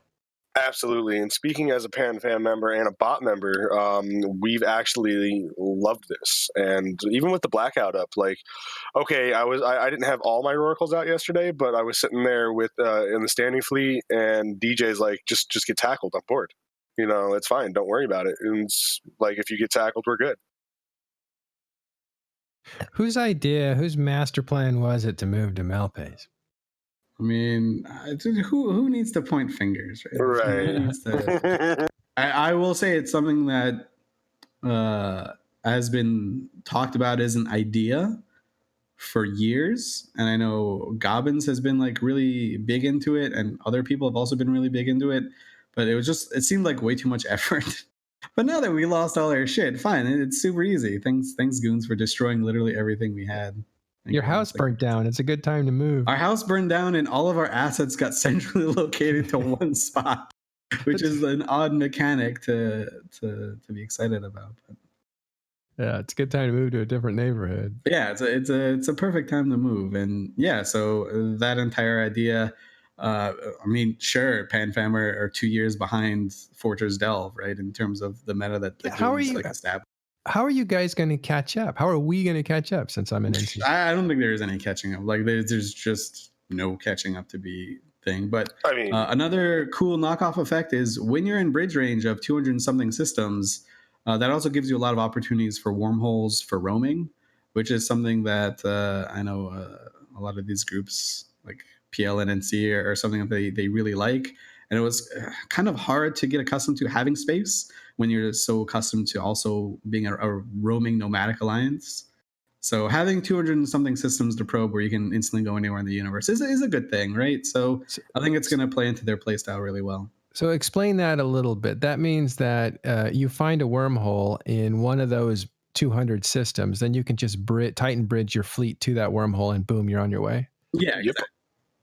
Obviously, the manpower to scan 200 and something systems is terrible. And it also means that people can come into your umbrella a lot easier as well. So I know it's really easy to threaten. As a wormhole, it's really easy to threaten Malpace, at least that area. Right, but, which is what we saw when drones, XIX couldn't defend it from wormholers that were coming in and attacking all over the place. Yeah. But I think it's much better going out, right? Because you have one point to start, and you go to any of 200 systems where that wormhole is, and boom, you're out into the world wherever it takes you. That seems very quick. But coming in, you come into whatever system's available to you. You may not be anywhere near where you want to be when you land in it. Yeah. You may have to burn those 40 jumps as to where we can just say, oh, Titan bridge. But you could also do like cheeky things like bring in a Black Ops battleship and You can bring like legions around and drop on ratters and stuff like that. So I have a feeling that that Malpace is going to have a sharp uptick in dead oracles once zKill comes back. But it also is going to be an increase in productivity. So it should be interesting to see how it plays out, right? Because you're shoving these nomadic alliances into one central location. You're giving them the tools to be nomadic as well, and you're also giving them the tools to have a lot of systems where they can spread out and make a skin. So in a sense, and this could be seen as narrative, but I do find it interesting, whether it's true or not, is that you guys may end up, NCPL and even Horde, since they're working together, may end up stronger and more concentrated, not unlike Goon Swarm that had to go south. They ended up more concentrated and effective, and they were able to grow pretty strong. But this looks like it could be the same thing for you guys. Not exactly the same thing, but something similar, because the timing is so perfect. They destroyed all your stuff, and you guys now are moving to an area that is actually better for you. Yeah, I mean, there's no like putting lipstick on the pig. Like the Imperium have had like 2 years unfettered head start. Like there's no catching up to the Imperium, right? They won that stage of EVE Online, or like that era of EVE Online has been won solidly by the Imperium. Like there's no ifs, ands, or buts. But now we're going into kind of the next stage, and we'll see where that takes people. And now we have some new variables, right? With Dark. Disagree just briefly. I will say that I don't think Goon Swarm is impossible to catch up to, or the Imperium is impossible to catch up to. 3 years ago, people thought the Imperium was impossible to defeat. I wouldn't. I would say that one never knows. This is EVE. One never knows. For sure. There will never, ever be an entity in EVE Online that is too big to have a massive collapse and lose. Like, people have said this since I've been playing EVE. I've heard the Mercenary Coalition is too strong. Bob is too strong. The Northern Coalition is too strong. The Southern Coalition is too strong. I've heard this about everything. Every single group that you can imagine is too strong and too big to fall. And they eventually do. It takes some time, right? And most of the collapses are internal rather than from external forces. But there's no such thing as an empire that's too big to fall. I don't think there will ever be an EVE Online where everyone is like blue to each other and friendly and prancing around happily. Yeah. Abby in chat brought up another great point, which is, I think it's a great move for PanFam to go up there. I think it's that the super umbrella is the biggest, in the game. And it's also these sort of little things, not only are they great for empire building, but they're also great for recruitment, right? They're great for, being able to cover a large area, a lot of possibilities, and you have a lot of farmland, right, of explorers and miners and things like that. So I think it's interesting, how Headliner's kind of taking PL into that, opening the doors a little bit more, and the consolidation of a lot of you guys that have your own distinct and separate cultures, and just kind of drawing this like line in the sand and saying, this is our area, we're going to empire build, and we're going to get bigger, but also be able to have a nice recruitment message. I think is really, it's kind of the best. I mean, obviously I'm on the other end of the bias, but I think it's one of the better things that have happened in the past couple of years for you guys. Yeah, I mean, definitely PL is adapting to the state of the game. I think there are a lot of like old school PL people who are like, oh, this sucks. But it's the state of the game, right? And that's how you have to play EVE. If you become a stick in the mud and you say, oh, I wish the game was more like this, you're losing. You're definitively losing. So that type of mentality of, oh, the game used to be better, blah, blah. I personally think that's why alliances die. And so I'm glad that that PL people have kind of moved, or like never become like a victim to that, really. All right, we have a special treat. We're going to extend just for a few minutes as we bring in a couple new guests. I'll welcome them in just a second. We're going to bring back up the third-party development and how it is useful or a detriment to EVE Online. And I have two new guests. One is Vily, a CSM member and one of the leaders of tests and also a fleet commander. Hello. And we also have a developer. Let's make sure you can talk here. Squizz, who is the actual developer for zKillboard. And being the developer, he's the guy that shut out the lights for this weekend. I believe he was going to turn it back on Monday, but we'll find out. Hello, everyone. Squizz, how are you? Real quick, let's hear you. Oh, just saying hello to everyone. Glad to be here. Thank you for the invite. Real quick, what was the idea behind turning the zKillboard off? When CCP made the announcement for the Null Sec Blackout, I thought that was just awesome. It's they're, changing things up in the game, and I wanted to support it. A lot of people I found out think I'm protesting. I am not protesting. I'm supporting this. And to really add to the fog of war for the weekend, I decided to shut zKillboard down. You do realize by doing that, though, you have effectively sabotaged their blackout. Explain.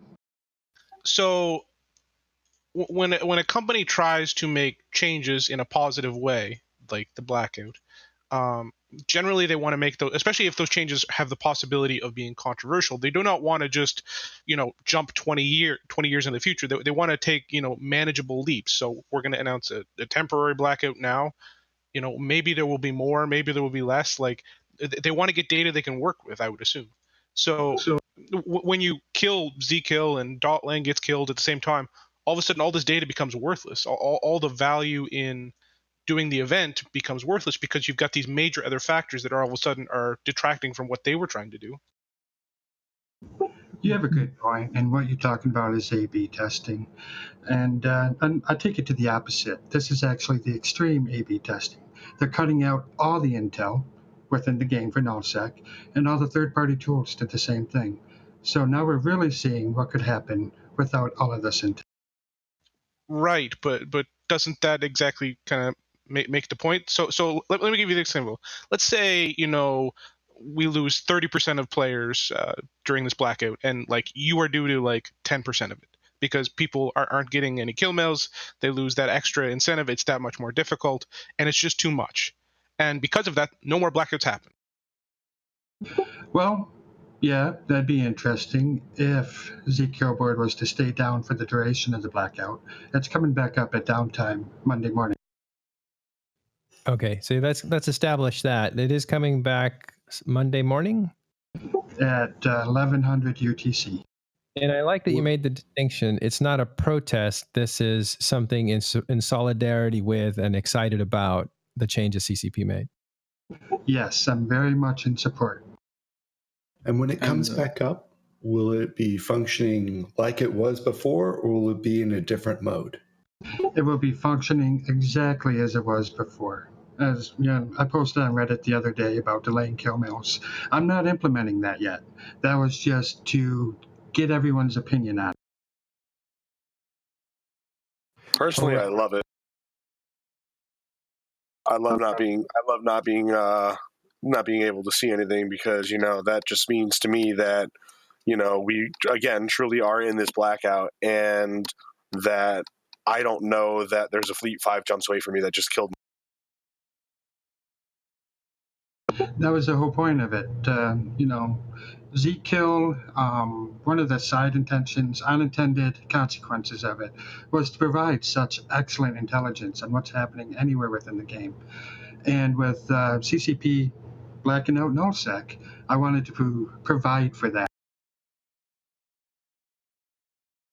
And as just a quick counter to what Vily mentioned, I'm sure there are a lot of people there are some people at CCP who are frustrated that zKill's down and it's conflating all their data. But unofficially, I know like the handful of people that I spoke to who were there or on vacation, they think it's absolutely hilarious. They think it's the best thing ever.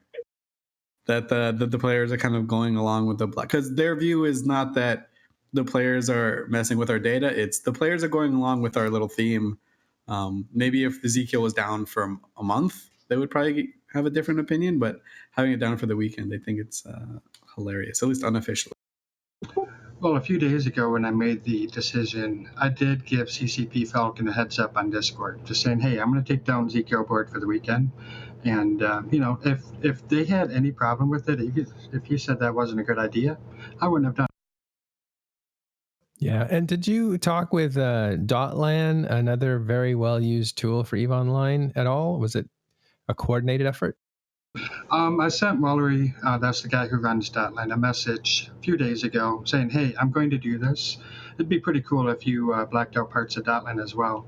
And he didn't get the message till Friday after everything had started. And he thought about it and said, "Okay, I'm going to do this too."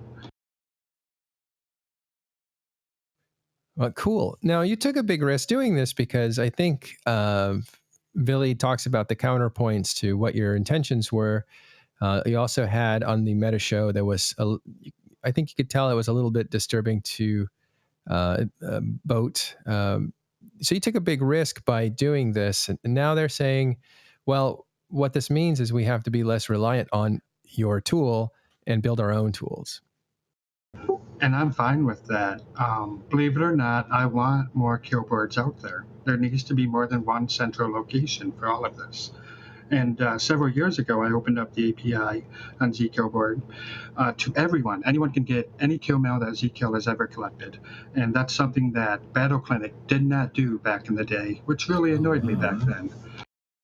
That I did not know. So anybody can access the information you've collected over the years, which is unique to you in that CCP might not even have this information. This is information that's given to you voluntarily by people through their, I don't know, whatever endpoint they give you or the address or permission. And then over time, you accumulate all that data and then you're opening it up to other people to be able to use it.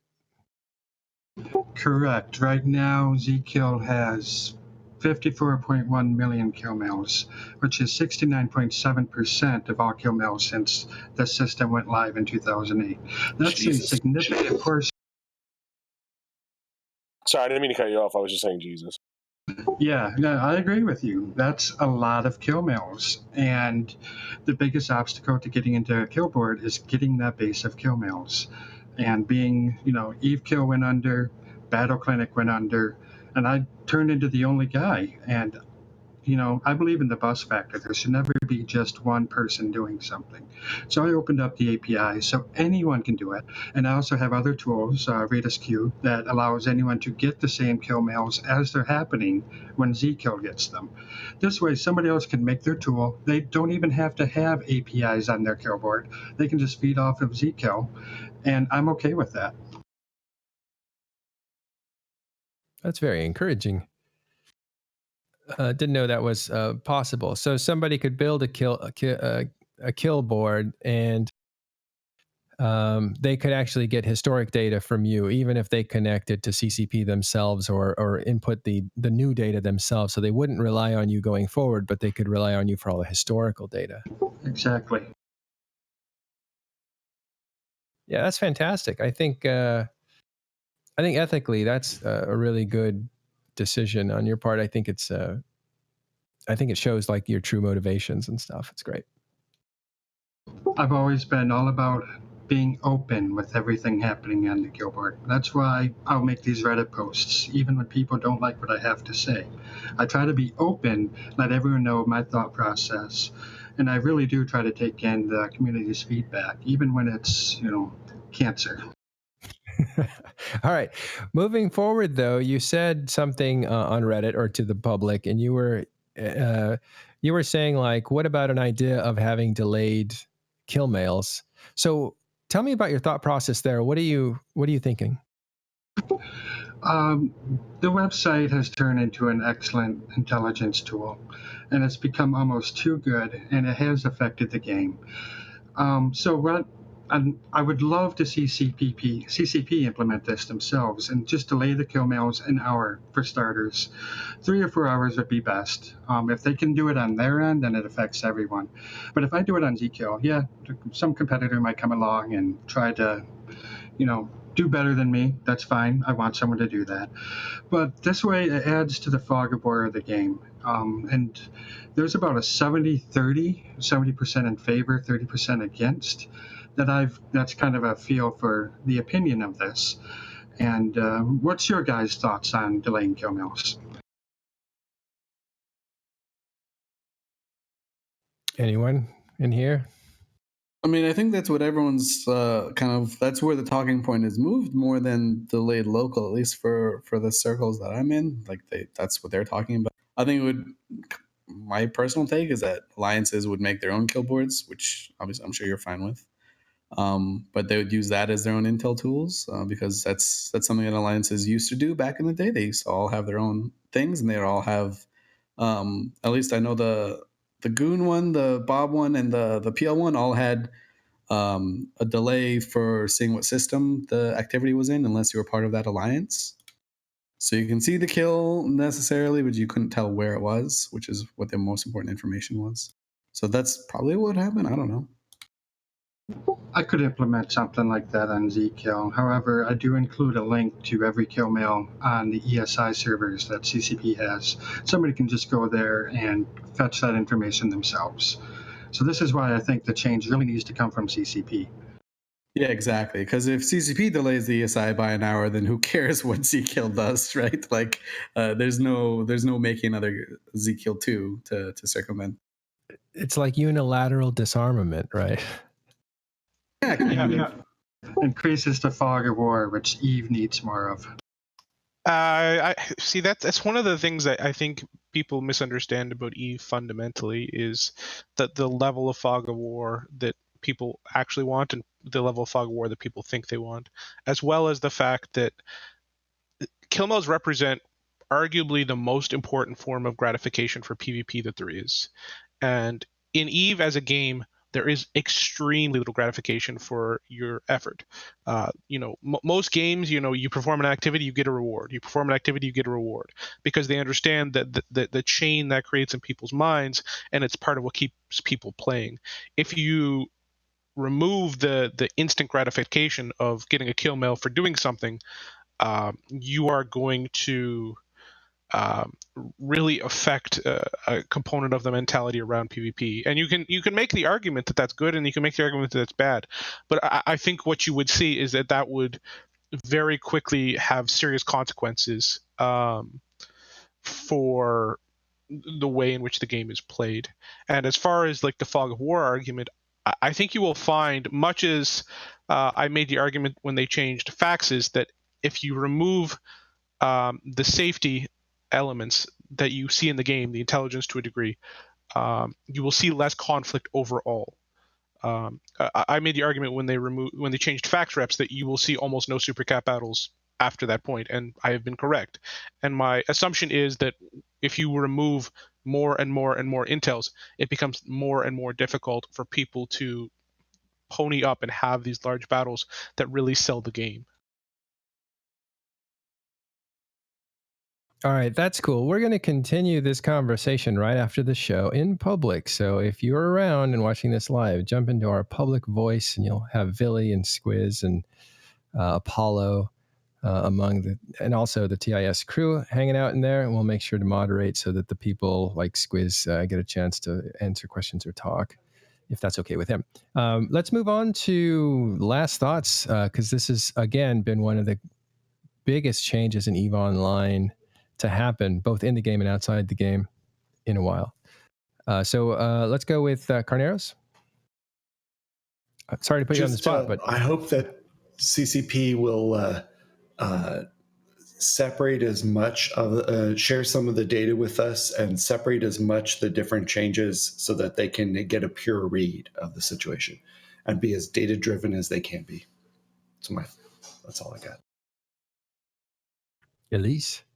I think it's an interesting change. I don't know if it's good or bad yet. A lot of, I can say, like, my hot take is that a lot of people that I'm talking to that quit the game, their mentality is, oh, CCP got their gumption back. They're not just following the lead of other game companies. They're doing their own thing again, and that's great.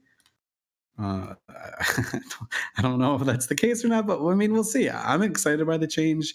I know a lot of people are excited. I've had a lot of fun roaming in the last couple of days.